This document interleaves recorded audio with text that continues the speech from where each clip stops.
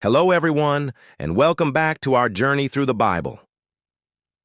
Today, we're diving into Genesis chapter 17 and 18, where things get really exciting for Abram and Sarai. If you've been following along, you know they've been waiting a long time for God's promise of a son to come true. Well, get ready, because everything is about to change. So, when we open chapter 17, Abram is 99 years old. Think about that for a second. He's been living with this promise for 24 years. God appears to him again and says, "I am God Almighty. Walk before me faithfully and be blameless. Then I will make my covenant between me and you and will greatly increase your numbers." This is a huge moment. God is reaffirming his promise, but he's also adding a new layer to it. He changes Abram's name to Abraham, which means father of many nations. This isn't just a nickname. It's a declaration of his new identity and destiny. From now on, he won't just be the father of one family, but of countless people. God promises him that kings will come from him and that the covenant will be an everlasting one for all his descendants. Then, God gives Abraham the sign of this covenant, circumcision. This physical sign was a constant, tangible reminder for Abraham and his descendants that they belonged to God and were part of his special promise. It was a mark that set them apart, a symbol of their commitment and God's faithfulness. But what about Sarai? She's not left out of this amazing update. God changes her name, too, from Sarai to Sarah, which means princess. And then comes the big reveal, the moment they've been waiting for. God says, "I will bless her, and will surely give you a son by her." Abraham, hearing this at 99 years old, actually laughs. It's not a laugh of mockery, but more like a, "Can you believe this?" kind of laugh. He even suggests that maybe Ishmael, his son with Hagar, could be the heir. But God is clear. "No.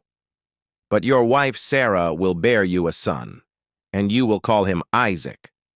The name Isaac literally means he laughs, which is just perfect, isn't it? Now, let's move to chapter 18. The story shifts to a more personal, intimate scene. Abraham is sitting at the entrance of his tent during the heat of the day when 3 visitors appear. Abraham, showing incredible hospitality, runs to greet them. He bows down, offers them water to wash their feet, a place to rest, and prepares a lavish meal for them. This wasn't just a simple snack. He gets a choice calf prepared, and Sarah bakes bread. He's going all out for these strangers. It turns out one of these men is the Lord himself.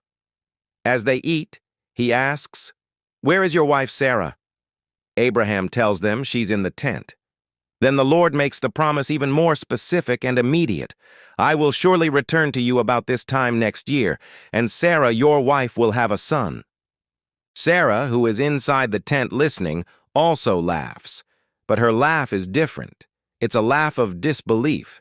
She thinks, "After I am worn out and my Lord is old, will I now have this pleasure?" She's past childbearing age, and from a human perspective, it seems completely impossible. The Lord hears her and asks Abraham, "Why did Sarah laugh and say, 'Will I really have a child now that I am old?' Is anything too hard for the Lord?" This question is the heart of these 2 chapters. Is anything too hard for the Lord? Sarah gets scared and denies laughing, but the Lord knows. This moment teaches us that God sees our doubts and our fears, but his plans are not limited by our human understanding. What an incredible part of the story. We see God's covenant solidified, names changed to reflect new destinies, and a promise that defies all logic.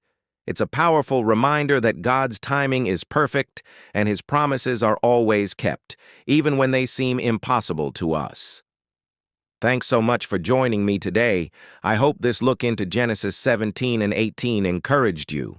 If you enjoyed this video, please give it a thumbs up. And don't forget to subscribe and hit that notification bell so you don't miss our next video. See you next time.